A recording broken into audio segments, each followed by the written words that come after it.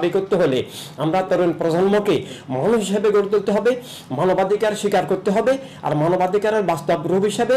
জীবন নীতি হিসেবে মানবতার রাজনীতি স্বীকার করতে হবে, মানবতার রাষ্ট্র স্বীকার করতে হবে। তাই অর্থাৎ একক গোষ্ঠীবাদের রাজনীতিকে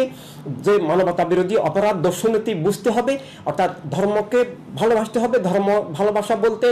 স্রষ্টাকে ভালোবাসা, স্রষ্টা রাসূলকে ভালোবাসা, স্রষ্টা এবং স্রষ্টা রাসূলের ভালোবাসায় সব মানুষকে ভালোবাসা, সব মানুষের কল্যাণ সাধন করা এবং কোনো মানুষকে খুন জুলুম না করা, কোনো মানুষের অধিকার স্বাধীনতা হরণ না করা, রাষ্ট্রের মালিক সবাই, সব মানুষ স্রষ্টা প্রদত্ত বিধান হিসেবে স্বীকার করা এবং এভাবে মানবতার রাজনীতি, মানবতার রাষ্ট্র, মানবতার দুনিয়ার ধারক, মানবতার মুক্তির ধারক হিসেবে, মানবতার সেবক হিসেবে, মানবতার কল্যাণকামী হিসাবে স্রষ্টার ভালোবাসায়, স্রষ্টা রাসূলের ভালোবাসায়, ধর্ম প্রবর্তকদের ভালোবাসায়, সব মানুষের ভালোবাসার ধারায়, সব মানুষের কল্যাণ সাধনার ধারায়, সব মানুষের মুক্তি সংগ্রামের ধারায় তরুণ প্রজন্মকে গড়ে উঠতে হবে। এটাই তরুণ প্রজন্মের কাছে ইনসানি বিপ্লব, হিউম্যান রিভলিউশনের আকুল আবেদন। আচ্ছা, আরেকটা বিষয় হচ্ছে যে আপনার এই ইসলামী